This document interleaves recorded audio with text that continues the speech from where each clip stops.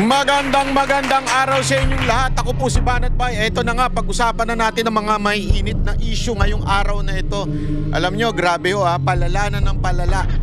Hindi ho yung baha. Ang mga tangang politiko sa Pilipinas, mga tarantadong mga politiko sa Pilipinas, palala na ng palala mga utak nila. Kasi ho, meron diyang isang mambabatas. Abay, mantakin mo, bahang-baha na sa Cebu ang sinisisipay ang Dolomite Beach. Actually, hindi lang isa yan. Marami silang tatanga-tanga dyan na para bagang sinasabi nila ang pagsasaayos at paglilinis ng environment ang isa sa dahilan ng pagbaha. Gago! Pero alam mo mga kababayan, meron silang isang common denominator. Ika nga, meron silang pinagkapareho. Ano ho? Pare-pareho silang dating, di ko alam kung dati o hanggang ngayon pa rin ha, kaalyado ng mga NPA. Di natin alam. Basta ang alam ko, dati silang mga membro ng mga Democratic Front. Alam naman natin, CPP, NPA, NDF yan di ba? Magkakasama po sila dyan Kaya alam natin mga kababayan na sila po ay galit na galit sa mga Duterte. Kasi alam nyo naman ang Duterte, ano yan sa kanila sagabal yan sa mga may itim nilang plano sa bayan natin. Hindi, kasi alam naman natin na sila ay talagang nalumpo, humina nung panahon ni Pangulong Duterte. At lalong-lalo na si VP Sara Duterte, galit na galit yan, di ba? Sabi niya nga noon, dapat hindi na pinapapasok sa party list yung mga animal na yan. Kaya gagawin nila ang lahat para masira ang pangalan ng Duterte at hindi manalo si VP Sara Duterte. Sa bagay, pag nawala ho sila sa kamera, wala na hong sustento yung mga NPA nilang kaibigan. Tama, mali? Ganyan yung mga yan Alam naman natin na pinaguhugutan nila ng pera. Ang gagawin nila, alam mo yung mga yan, eksperto yan sa sa pangingikil. Ang gagawin nila, babanatan nila ng babanatan hanggang patahimikin sila nung nasa gobyerno, lalong-lalo na yung kanilang amo dyan. Kasi syempre, pag may amo ka nga naman, babayaran ka lang, tumahimik ka na. Yun. May pera na yung mga kasamahan nila na NPA. Tama, mali? Gago! Kaya mga kababayan, natin to, bantayan natin to. Dapat talaga manalo si VP Sara Duterte. Pag hindi yun nanalo si VP Sara Duterte, tuloy-tuloy na lumalakas itong mga CPP, NPA, NDF. Alam nyo, humina na ito nung panahon ni Pangulong Duterte. Diba? Dahil dyan sa NTF-ELCAC, talagang matitindi sila. Pero nung as soon as nawala si Pangulong Duterte, ang una sa mga inusig nila ay walang iba kung hindi si Ka Eric at saka si Doc Lorraine na siyang talagang nagsiwalat ng mga kasinungalingan nitong CPP, NPA, NDF. Yan ang una nila. Kaya nga yan una nilang pinakulong sa kamera di ba? Ginamit lang nila yung SMNI na dahilan. Pero ang totoo niyan, galit na galit sila doon kay Ma'am Lorraine at saka dito kay Ka Eric dahil nga naman, binulgar ang mga propaganda at kasinungalingan ng CPP, NPA, NDF. Naku po, pambihirang buhay Ganyan talaga sa Pilipinas di ba? Pag ikaw ay lumalaban para sa ikakaunlad ng bayan mo, talagang sisitahin ka, aanuhin ka. Ganyan na ginawa nila kay Pangulong Duterte, di ba? Kitang-kita naman po natin yan. Marami pa po tayong pag-uusapan, pero isa pa sa mga pag-uusapan natin ay yung issue kay Saldico. Naku po, patay tayo dyan. Gago! Saldico, namumuro ka na sa taong bayan. Hindi, kasi ito kay Saldico. Kahapon, diniscuss natin, kung hindi nyo napanood yung video, panoorin nyo na lang kahapon, diniscuss natin yung video about doon sa abogado niya. Na itong abogado niya pong ito, mantakin mo, binulgar. As in, binuking. Binuking ang DOJ, binuking ang pamahalaan sa kanilang kaululan. Ano yun? Bakit? Ano sinasabi mo, Banat Bay? Hindi kasi kahapon sinabi niya na sasagutin ko, sabi niya, ang anumang issue. Hindi totoo. Na ipupukol kay Zaldico. Oh, ano ba yung issue na yon? Wala pa. Putang ina niyan. Sa haba-haba ng panahon na kaliwat kanan ang balita, propaganda, kaliwat kanan na sinasabing itong administrasyon na ito ay lumalaban sa korupsyon, lumalaban dito sa mga ghost control project niya, ghost flood control. Pambira, hanggang ngayon pala wala pang kaso ang animal.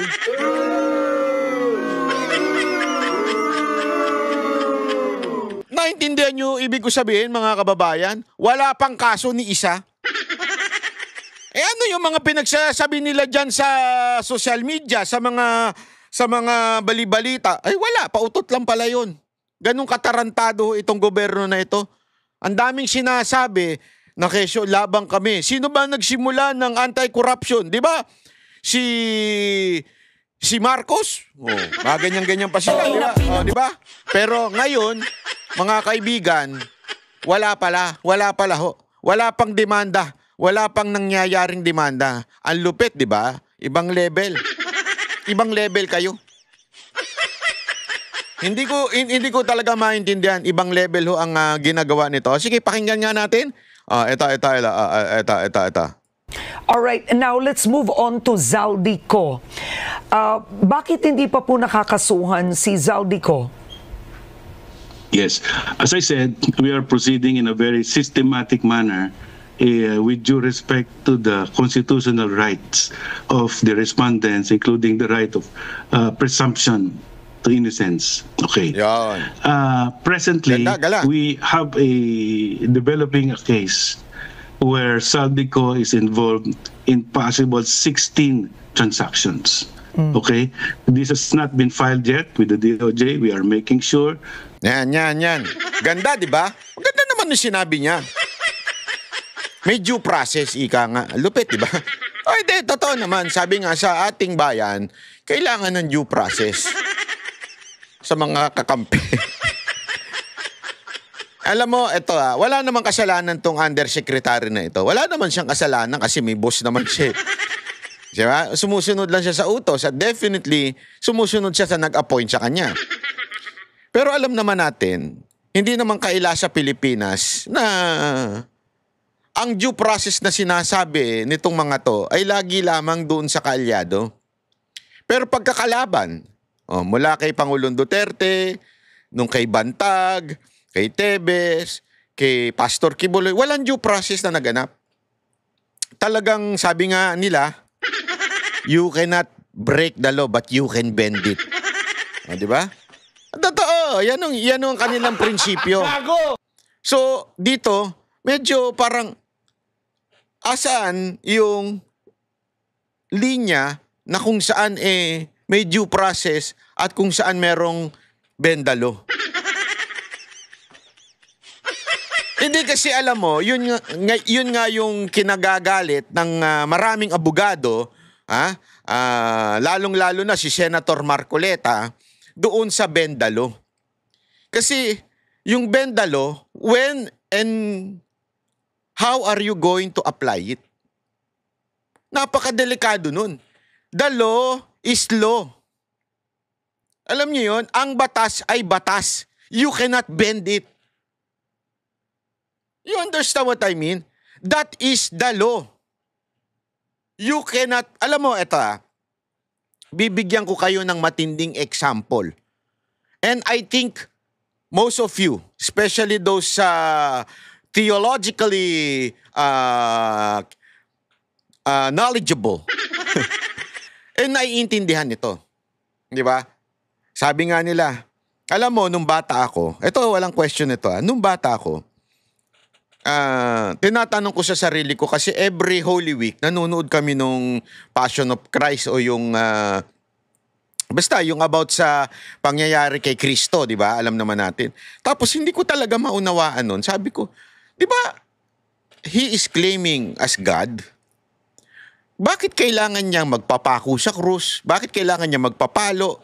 Bakit kailangan niyang gawin ang lahat ng bagay na ito? At higit sa lahat, ba't kailangan niyang mamatay?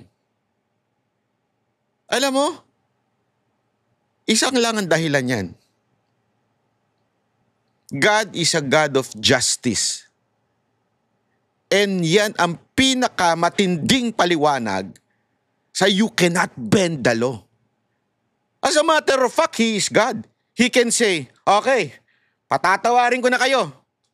Kayong mga makasalanang tao. Oh, mula ngayon, you're forgiven. He can do that. But why Christ has to suffer and die? Because that what is called justice. Since the wages of sin is death, it has to be followed. Someone has to die for our sins. Yun po yun eh. Yun yung bagay na even God did not bend the law. Kailangan matupad yun. Justice must be done. Justice must prevail.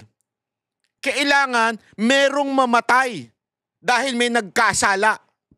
If the first man sinned against God, it has to be paid by someone.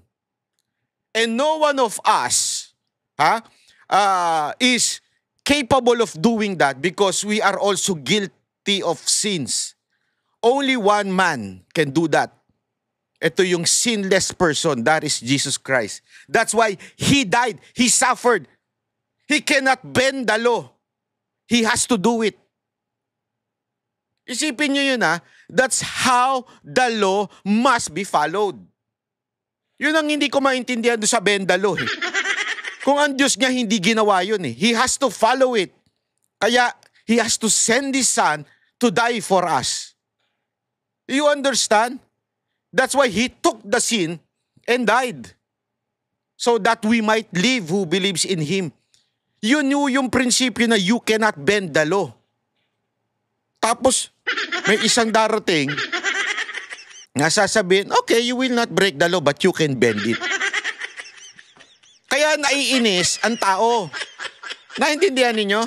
Kaya naiinis ang tao kasi, ano to? Bigla ka magsasalita ng bend the law. Tapos, ngayong mga kaalyado mo na, o yung mga dati mo ng kaalyado, biglang may due process na.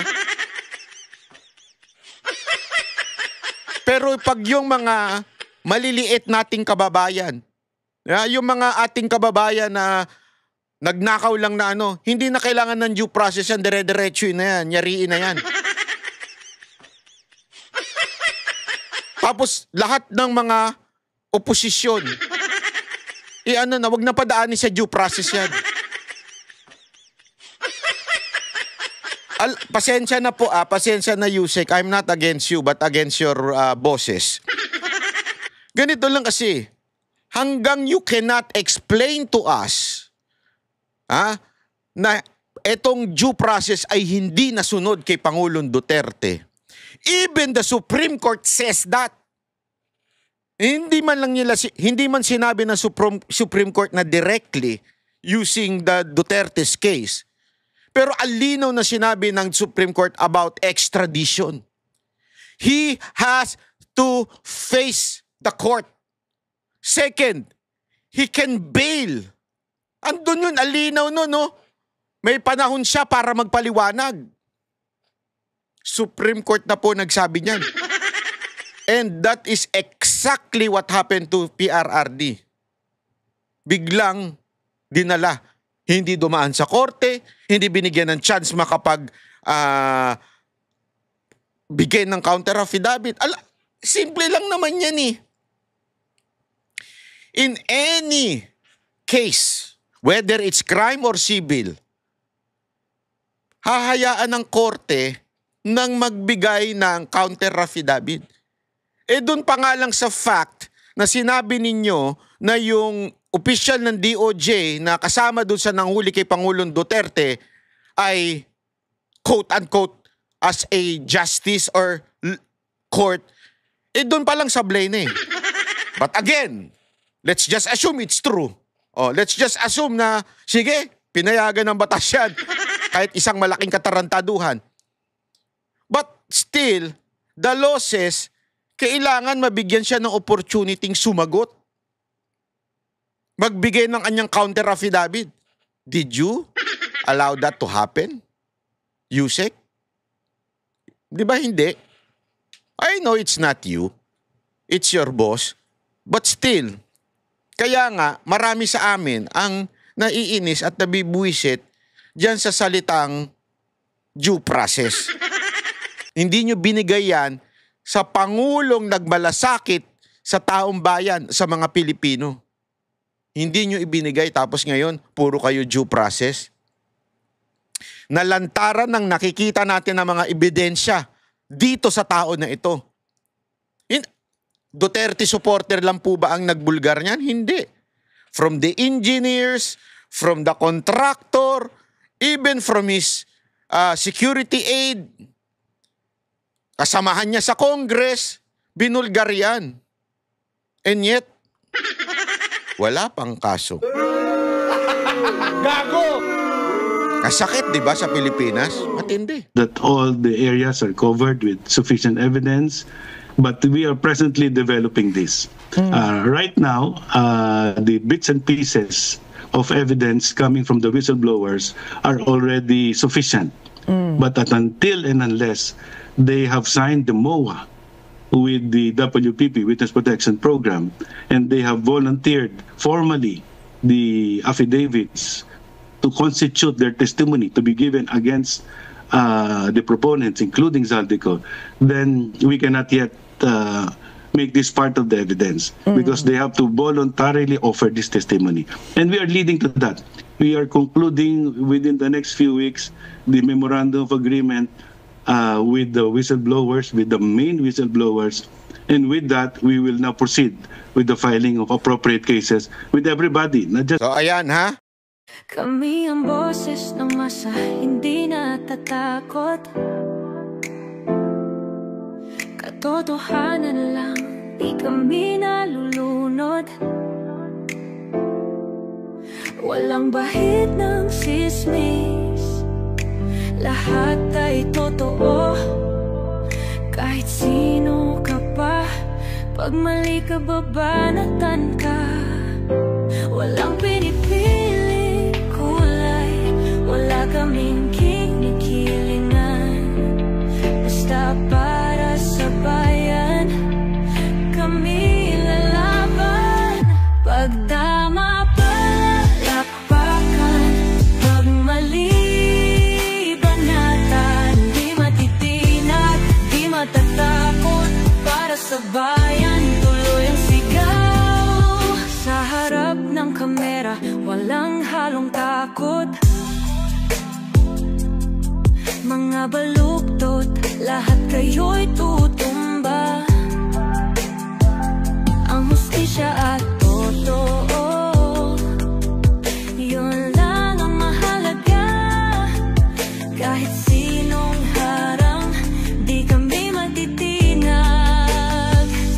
Walang pinipiling kulay, wala kaming kinikilingan. Basta para sa bayan, kami lalaban.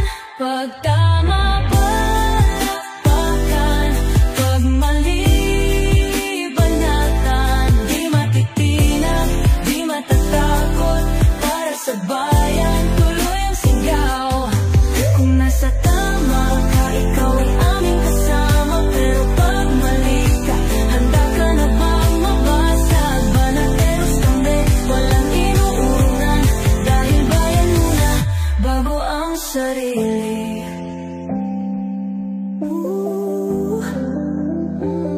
Bago ang sarili.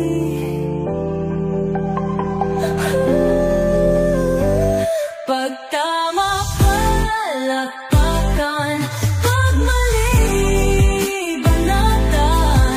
Banateros ang sigaw, katotohanan ang laban.